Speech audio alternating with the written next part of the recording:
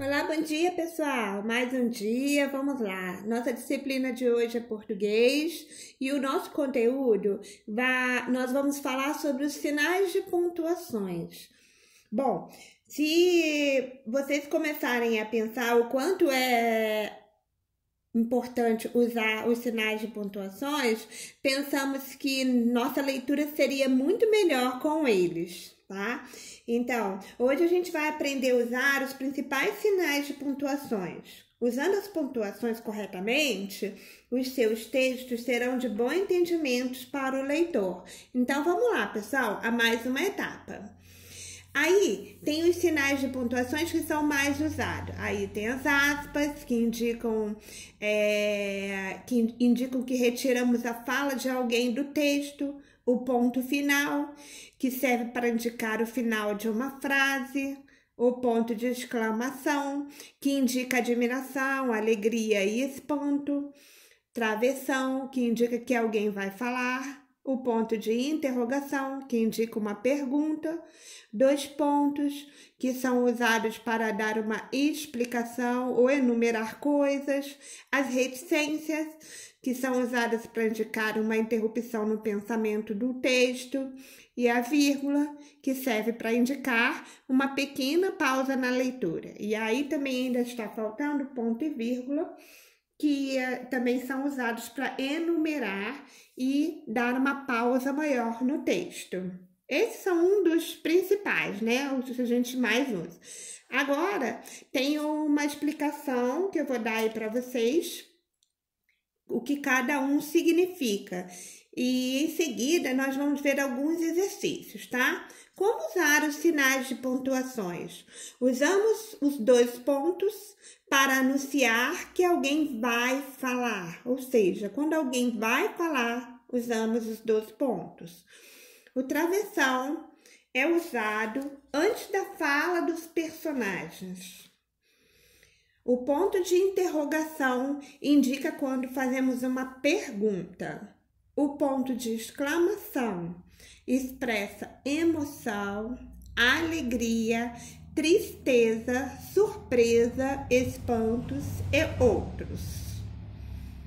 E aí, temos alguns mais comuns, são os mais usados, que é o ponto final.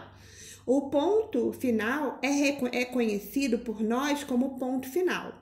É chamado dessa forma porque encerra um texto e ele serve para finalizar uma frase, na qual uma ideia foi concluída e indica uma pausa mais longa no texto. Isso é moleza, né, gente? Vírgula. A vírgula indica uma pausa breve e é o sinal que mais causa dúvidas na hora de ser aplicado.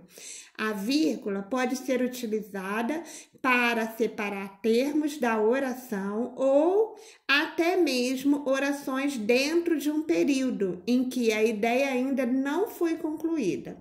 Ou seja, é uma pequena pausa que damos ao texto quando usamos vírgula, porque ali a gente consegue ter discernimento para dar continuidade no texto sem atropelar o conteúdo de fato do texto. E eu costumo dizer que a gente dá uma respiradinha.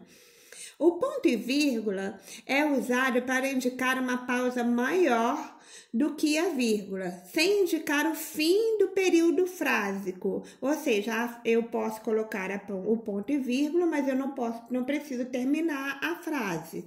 E assim, um sinal intermédio entre a vírgula e o ponto final. Como usar o ponto e vírgula? O ponto e vírgula separa itens enumerados em listas, bem como explicações ou instruções divididas sem itens. É comumente utilizado em leis, decretos e editais, bem como em manuais de instruções e em receitas de culinárias. Isso aqui são as pontuações. E ainda temos as aspas, que são usadas para destacar alguma parte do texto. Aí eu citei como exemplo: Todos ficaram abobados com a notícia. Eu quis destacar essa palavra, abobados, para chamar a atenção do leitor.